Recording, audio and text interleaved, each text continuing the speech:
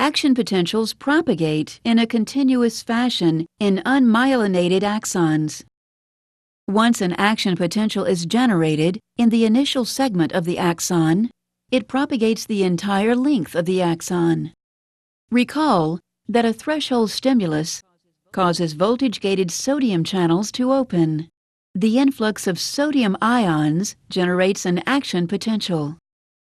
It also establishes a depolarizing current that flows to the next segment and brings it to threshold. Voltage-gated sodium channels open, regenerating the action potential in this segment of the axon. Current flows from this segment and depolarizes the next segment to threshold, thus regenerating the action potential yet again. In this way, regeneration continues in one direction all the way down to the axon terminals. The basis for unidirectional propagation is revealed when we take a closer look. By the end of the depolarization phase of the action potential, all voltage-gated sodium channels inactivate and voltage-gated potassium channels open. These two events render this segment of the axon temporarily insensitive or refractory to another depolarizing stimulus. However, voltage-gated sodium channels in the downstream segment are closed and receptive to a depolarizing stimulus. Thus, propagation occurs sequentially down the axon to the axon terminals.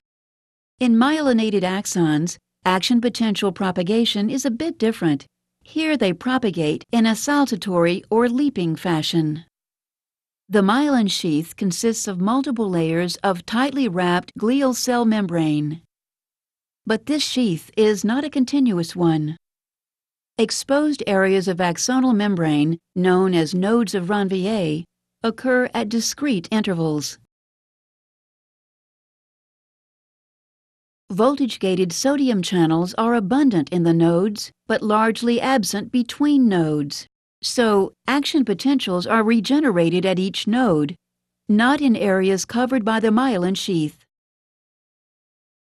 However, the myelin sheath does provide the insulation necessary for the rapid spread of depolarizing current.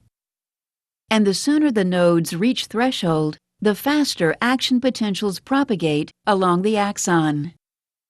Saltatory conduction is extremely fast. Velocities often exceed 100 meters per second. In contrast, continuous conduction is fairly slow. Velocities rarely exceed 2 meters per second. Nevertheless, both continuous and saltatory conduction propagate action potentials over varying distances because action potentials regenerate along the way.